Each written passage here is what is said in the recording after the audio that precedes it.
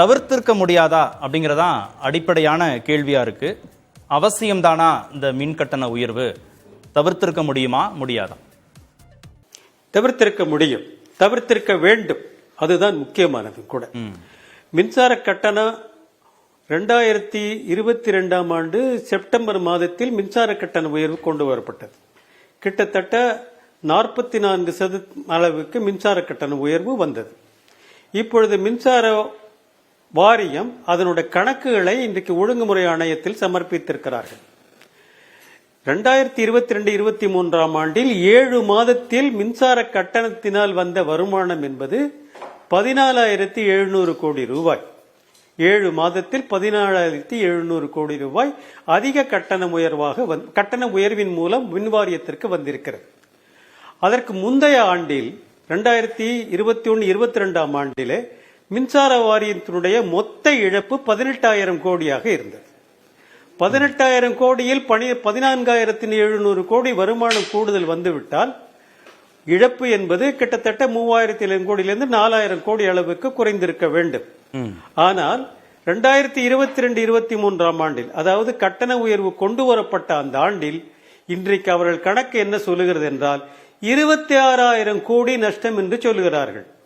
14,700 கோடி கட்டண உயர்வின் மூலம் வருமானம் வந்த பிறகும் 18,000 கோடியாக இருந்த நஷ்டம் என்பது 26,000 கோடியாக உயர்ந்து போயிருக்கிறது.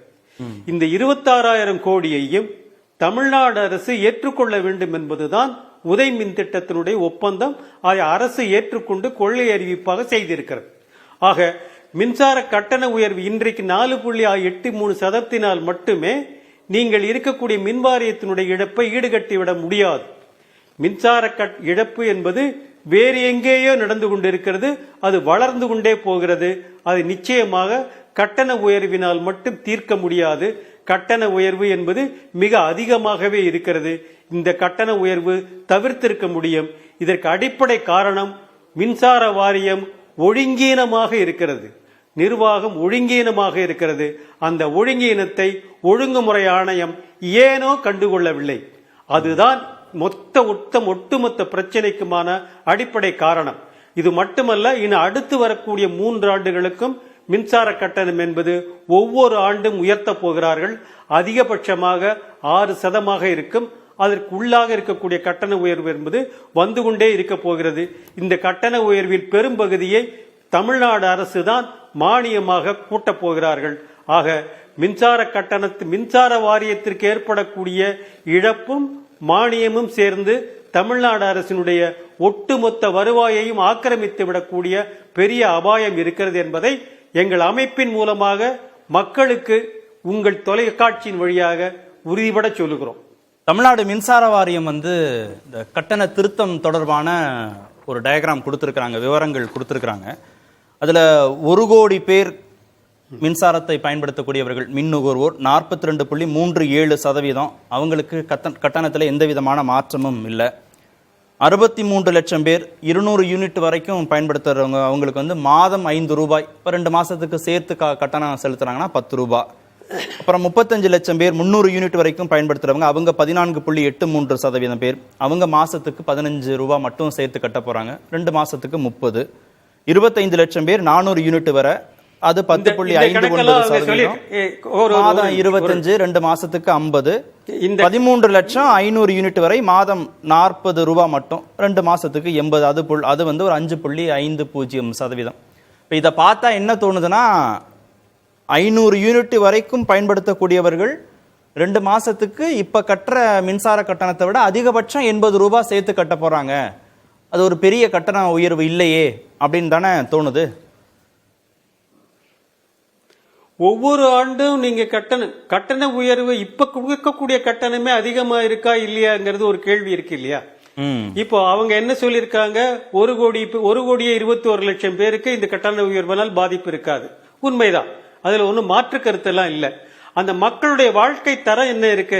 இப்ப இந்த 26,000 கோடி கடனையும் மாநில அரசு ஏற்றுக்கிறதுனா, மாநில அரசு இந்த 26,000 கோடி கடனை எந்த தலைப்புல சரிப்படுத்துவாங்க? உதாரணத்துக்கு சொல்றேன், இந்த ஆண்டு சுகாதாரத்துறைக்காக அவங்க ஒதுக்கீடு செய்திருக்கிறது 20,000 கோடி. ஆனா மின்சார வாரியத்தினுடைய இழப்புக்கு மட்டும் மின்சார கட்டணத்து மானியத்துக்கு இல்ல, இழப்புக்கு மட்டும் அவங்க கொடுக்கக்கூடிய பணம் 26,000 கோடி கொடுக்க வேண்டியிருந்தா, அப்போ இந்த மின்சார வாரியத்தினுடைய இழப்பு என்பது சமூக அமைப்பில் இருக்கக்கூடிய அந்த சமூக நல திட்டத்தில் இருக்கக்கூடிய வெட்டுகளாத்தான் முடியும். அப்போ இழப்பை நீங்க பேசாம மின்சார கட்டணத்தில் இருக்கக்கூடிய 4 ரூபா தான் ஏத்தன, 5 ரூபா ஏத்தனா அர்த்தமே இல்லை. நீங்க சொல்லிருக்க கூடியதுல 100 யூனிட் வரைக்கும் உபயோகப்படுத்தக்கூடியவங்க இன்னைக்கு எடுத்தானாக்க 89 லட்சம் பேர் இருக்கிறாங்கன்னு மின்சார வாரியத்தினுடைய கணக்கீடு சொல்லுது. ஆனா அவங்க 2 மாசத்துல பயன்படுத்தக்கூடிய மின்சாரமே 49 யூனிட் தான், சராசரி யூனிட்டே அவ்வளவுதான். அவங்க வாழ்க்கை தரமே அப்படிதான் இருக்கு. இப்போ நீங்க இந்த மாதிரி சமூக நல திட்டத்துல இந்த இழப்பு உட்காரும் என்று சொன்னால் மற்ற விஷயங்கள்ல அவங்க இழக்கிறாங்க, கல்வியில் இழக்கிறாங்க, சுகாதாரத்தில் இழக்கிறாங்க. ஆக மின்சார வாரியத்தினுடைய இழப்பு என்பது வெறும் மின்சார வாரியத்தை பற்றி மட்டுமல்ல, சமூகத்தினுடைய மற்ற அத்தனை மறுப்பதையும் பாதிக்கக்கூடிய ஒரு விஷயமாக மாறிவிட்டது. இதுக்கு அடிப்படை விஷயம் உதய் திட்டம் தான். உதய் திட்டத்தில் போட்டபடி அத்தனை இழப்புகளையும் மாநில அரசு ஏற்றுக்கொள்ளணும்னு சொல்லியிருக்காங்க. மாநில அரசு இன்னைக்கு ஏத்துக்க வேண்டியிருக்கு, ஏத்துக்கிறேன்னு சொல்லிட்டாங்க. இப்ப சொன்னாங்கன்னா மின்சார வாரியத்தின் இழப்பு எப்படி ஏற்படுகிறது என்பதுதான் மிகப்பெரிய பிரச்சனை. சரி, இதை நான் புரிஞ்சுக்கிறதுக்காக ரெண்டா பிரிச்சுக்கிறேன். நீங்க முதல் கேள்விக்கு நீங்க பதில் சொல்லும் போது தவிர்த்திருக்க முடியும், இது தேவையில்லை அந்த கட்டண உயர்வுன்னு சொல்லும் போது 2021-22 அந்த காலகட்டத்தில் இழப்பு 18,000 கோடி. ஆனா வந்த வருமானம் கட்டண உயர்வுனால அப்போ ஒரு 30% அளவுக்கு கட்டணத்தை உயர்த்தினாங்க. அதன் மூலமா வந்த வருமானம் 14,700 கோடி. அப்புறம் 3,000 கோடி தான் டிஃபரன்ஸ் இருந்தது. அப்ப இழப்பு குறைஞ்சிருக்கணும், ஆனா குறையாம 26,000 கோடி ரூபாயாக உயர்ந்து விட்டதுன்னு சொன்னீங்கல்ல, அது எப்படி உயர்ந்துச்சு, அந்த இழப்பு எப்படி உயர்ந்துச்சுங்கிறது ஒண்ணு. இன்னொன்னு உதய் மின் திட்டம். உதய் மின் திட்டத்தினால சேர்ந்ததுனாலதான் ஆண்டுதோறும் மின் கட்டண உயர்வுங்கிற கட்டாயத்திற்கு மாநில அரசு தள்ளப்பட்டிருக்கா? இந்த இழப்பு என்பது கிட்டத்தட்ட 10,000 கோடி ரூபாய் அதிக அளவிலே மின்சார கொள்முதலினால் நடந்திருக்கிறது. அவர்கள் கணக்கு அவர் சொல்லுகின்ற கணக்கு அதைத்தான் சொல்லுகிறது. மின்சார 33,000 கோடிக்கு செய்திருக்க வேண்டிய மின்சார கொள்முதல் இன்றைக்கு 43,000 கோடி அளவுக்கு உயர்ந்து போயிருக்கிறது. அதே போல தமிழ்நாடு மின்சார வாரியத்தினுடைய உற்பத்தி செலவு என்பது 14,000 கோடிக்கு பதிலாக இன்றைக்கு 21,000 கோடி அளவுக்கு உயர்ந்து போயிருக்கிறது. இந்த தனியாரிடம் கொள்முதலும் மின்சார வாரியத்தினுடைய உற்பத்தி செலவுகளும் தான் இந்த மின்சார மொத்த இழப்புகளுக்கான அடிப்படை காரணம் என்று மின்வாரியத்தினுடைய கணக்கு சொல்லுகிறது. அது சரியா தவறா என்பதை இன்னும் ஒழுங்குமுறை ஆணையம் கணக்கு சரிபார்த்து சொல்ல வேண்டிய கட்டாயம் இருக்கிறது. ஆக மின்சார வாரியம் சமர்ப்பித்திருக்கக்கூடிய கணக்குகளின் அடிப்படையில் இதை நாம சொல்ல வேண்டியிருக்கிறது. இந்த இழப்பை தவிர்த்திருக்க முடியுமா என்றால் தவிர்த்திருக்க முடியும். இன்றைக்கு இந்த மின்சார வாரியத்தினுடைய வணிகத்தை பற்றி சாதாரண மக்களோ ஈவன் படித்த மக்கள் மத்தியில் கூட புரிந்து கொள்வது இல்லாமல் இருக்கக்கூடிய ஒரு செய்தி இருக்கிறது. மின்சார வாரியத்தினுடைய வணிகம் என்பது மின்சாரத்தை வாங்கி விற்பது மட்டும் அல்ல. மின்சார வாரியத்திற்கு மிகப்பெரிய கட்டமைப்பு இருக்கிறது. 6 லட்சம் கிலோமீட்டருக்கு எல்டி லைன் இருக்கிறது, 2 லட்சம் கிலோமீட்டருக்கு HT லைன் இருக்கிறது, 4 லட்சம் டிரான்ஸ்பார்மர் இருக்கின்றன, கிட்டத்தட்ட 3.3 கோடி மின் இணைப்புகள் இருக்கின்றன. இந்த கட்டமைப்பை தனியார்கள் பயன்படுத்தி கொள்ளலாம், அவர்களுக்கு வாடகைக்கு விடுகின்ற ஒரு வணிகமும் இருக்கிறது. ஒரே மின்சார பாதையிலே இன்றைக்கு 1000க்கு மேற்பட்டவருடைய மின்சாரம் பாய்கிறது. இந்த கணக்கீடுகளை ஒழுங்குபடுத்தாதனாலும் அதில் வரக்கூடிய சலுகைகளினாலும் தான் இந்த இழப்புகள் வருகின்றன. அந்த இடத்தில் தான் இழப்பு வருகிறது. நாங்கள் கடந்த ஆண்டு ஒரு வழக்கை தொடுத்தோம். இவர்கள் இருக்கக்கூடிய ஓபன் ஆக்சஸுக்கு 1 மெகாவாட்டிற்கு மேல் இருக்கக்கூடியவர்களுக்கு தான் தர வேண்டும் என்று மின்சார சட்டம் சொல்லுகிறது. ஆனால் தமிழ்நாட்டில் 63 kV இருக்கக்கூடிய 63 கிலோவாட் இருக்கிறவங்களுக்கு கூட கொடுக்கலாங்கிறாங்க. 1000 கிலோவாட்டுக்கு மேல இருக்கிறவங்களுக்கு தான் கொடுக்கணும்னு சொல்லியிருக்காங்க. ஆனா 63 கிலோவாட் இருக்கிறவங்களுக்கு கூட மின்சார வாரியம் கொடுக்குது. இதுக்கு கொடுக்க கூடாது, சட்டத்துக்கு புறம்பானது என்று சொன்னோம். இது நீதிமன்றம் ஆணையிட்ட பிறகும் ஒழுங்குமுறை ஆணையம் அதை நடைமுறைப்படுத்தவில்லை. இதனால என்னன்னா 1560 கோடி ரூபாய் இன்னைக்கு இழப்பு.